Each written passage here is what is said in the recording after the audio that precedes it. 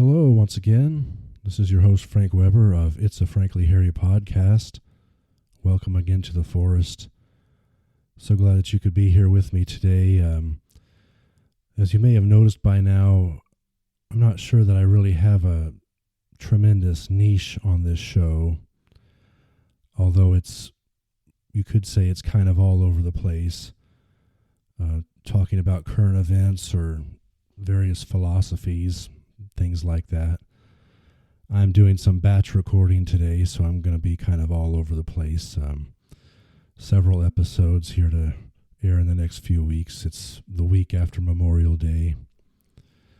Trying to understand the world, but I don't think I'm making a lot of progress. This is the best way that I would put it. But anyway, so it is May 30th as I'm recording this, and there's a lot of news items that I wanted to cover real quickly or just talk about. And like always, I always invite people to comment or leave me a message or add their 2 cents on these things. But these are all, I think, kind of fun and interesting things that I'm going to be talking about today. Last night I watched or part of it. I tuned in like 45 or 50 minutes late. But CBS had Willie Nelson's 90th birthday party on. I like Willie a lot. I've never met him, but everybody says he's a really good guy, a cool guy, down to earth, very open-minded, and has a tremendous library of wonderful country music songs. I'm a fan of many of them, and it was a fun show. I was a little skeptical because some of these concert tributes almost kind of seem a little cheesy now, and I'm kind of using the Billy Joel thing from 6 weeks ago as kind of a reference. I think some of the fans that they that the camera pans to or on kind of seem like they're overdoing it, I think, but the music was wonderful.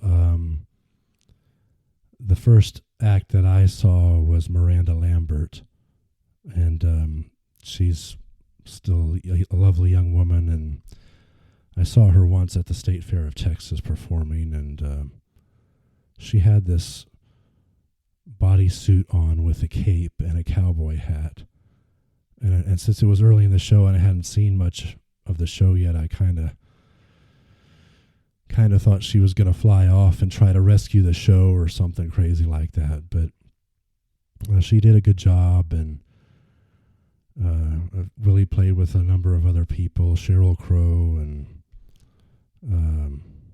Snoop Dogg was out there, of course. And, you saw some other people. Keith Richards, seen him in person as part of the Stones, and Jamie Johnson was a great newer country act. The big thing was George Strait, another of my favorite artists. I've seen him in concert too. By the way, I've never seen Willie in concert, if I didn't mention that before. I've never met him, but I really always wanted to see him in concert. But he and George sang the song that they did together, 4 or 5 years ago, about singing a song with Willie. And then they decided to sing Poncho and Lefty together. Of course, Willie initially sang that with the late Merle Haggard. And so everything was going along fine, and my local TV station decided to interrupt in the middle to give us a severe weather alert from eastern New Mexico. And I was really upset about that. I'm quite sure they had a few calls about that too.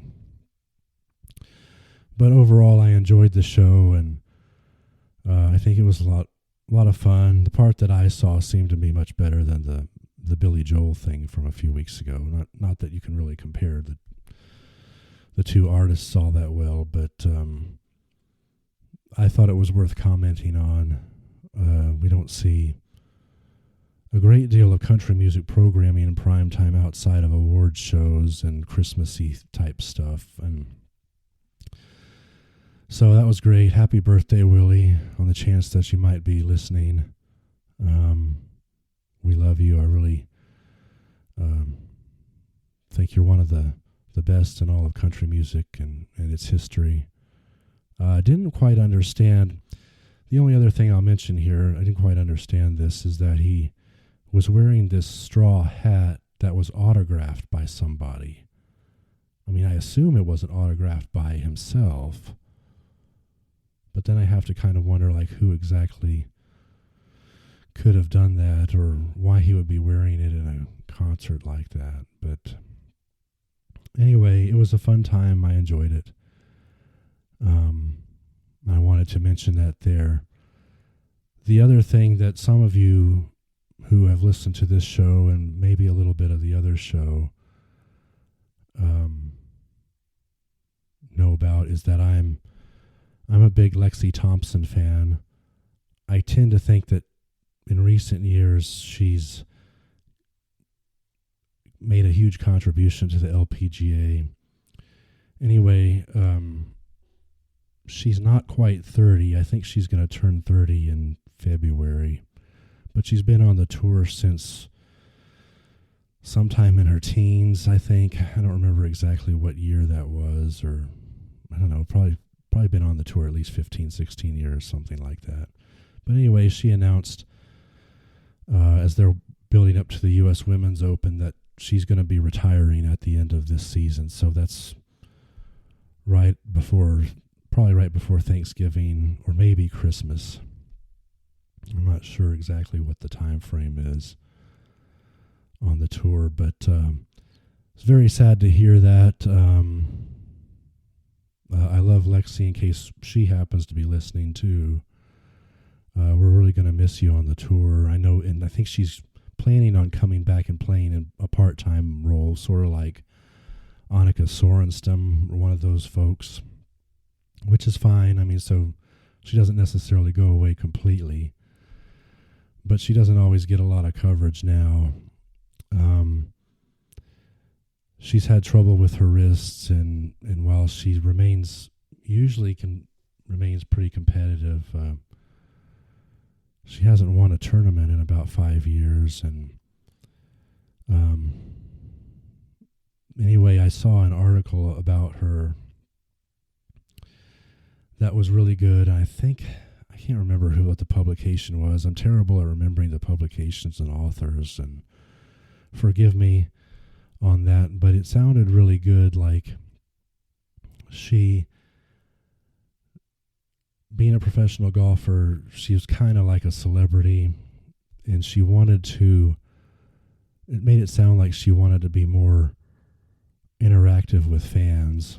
Like, she wanted to go through the ropes that separate the fans from the players or whatever and interact with them and have more of a community. I think a lot of people want that because with that separation, there may be good reason for that separation, but it also leads to a lot of loneliness. And when you're playing golf at that level as well, I think a lot of people don't really know what all is involved and how much time goes into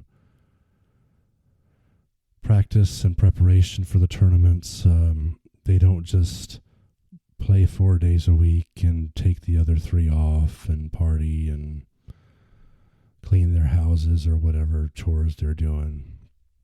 I mean, they're out there practicing a lot, and it's a lot of work, and it's a lot of work to stay relevant in that game. And so that part, so I understand the celebrity part.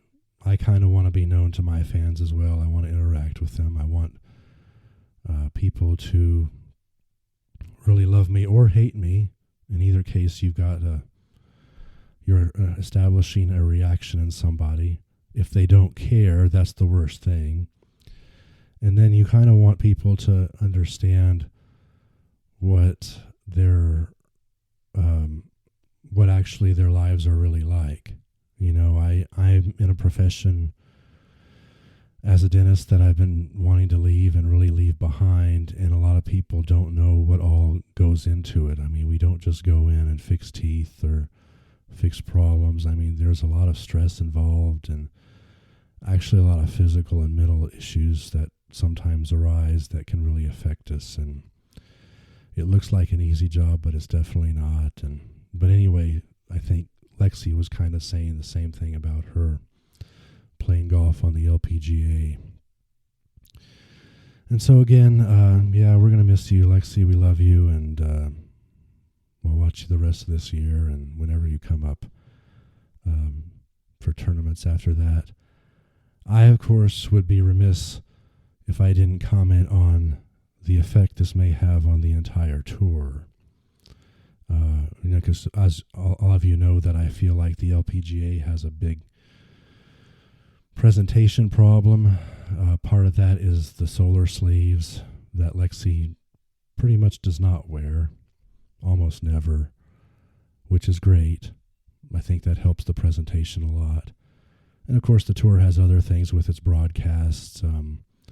I think as in general, it doesn't have a lot of tremendous personality associated with the tour. I think it's very bland. I think there could be a longevity problem in a lot of players.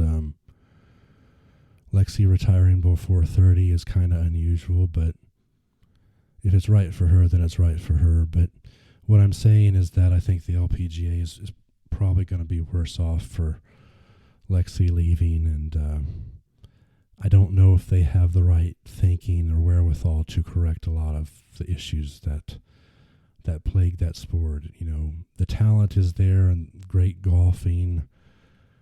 Would love to play at that level, men's or women's golf professionally, but they got a lot of soul searching to find, and